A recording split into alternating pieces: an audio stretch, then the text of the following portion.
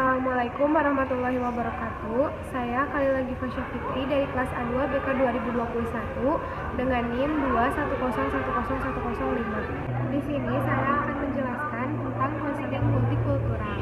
Jadi, konseling multikultural adalah istilah yang digunakan untuk menggambarkan jenis praktik konseling tertentu yang mengakui bahwa konseli yang datang pada ruang konseling memiliki aspek ragam identitas, budaya konseli memiliki aspek ragam identitas budaya konseli, yaitu ras, etnis, agama, latar belakang, sosial ekonomi, dan identitas gender, orientasi seksual, dan disabilitas. Konseling multikultural mengkhususkan diri bekerja dengan individu atau kelompok yang menghadapi rasisme, diskriminasi, dan penindasan.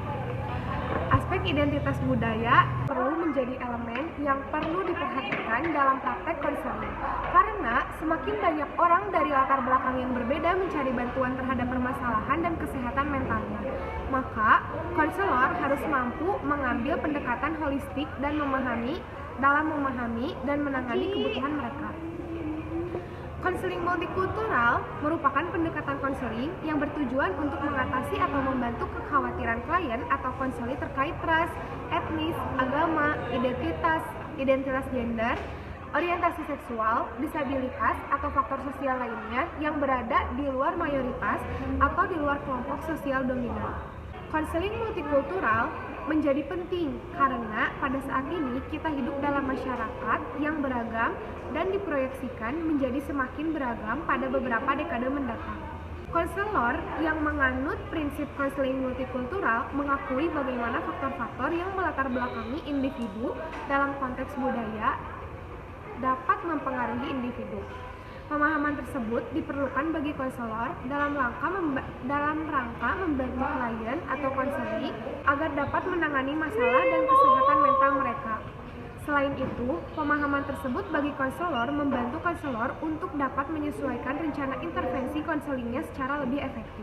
Konselor menghargai individu bahwa tidak semua individu itu sama dan setiap individu memiliki ragam latar belakang pribadi, yaitu etnis, ras, konteks budaya, dan lainnya, yang merupakan komponen penting tentang siapa individu tersebut dan memainkan peran penting terkait bagaimana seseorang mempersepsi dunianya dan berhubungan dengan orang lain. Berbagai orang yang berasal dari latar belakang budaya yang berbeda seringkali memiliki realitas hidup yang sangat berbeda. Perbedaan ini tidak hanya mempengaruhi masalah kesehatan mental yang dialami seseorang, tetapi juga persepsi dan hubungannya dengan konseling. Orang-orang dari budaya dan kelompok etnis yang berbeda atau latar belakang sosial ekonomi sering melakukan pendekatan konseling dan kesehatan mental melalui lensa latar belakang budaya mereka.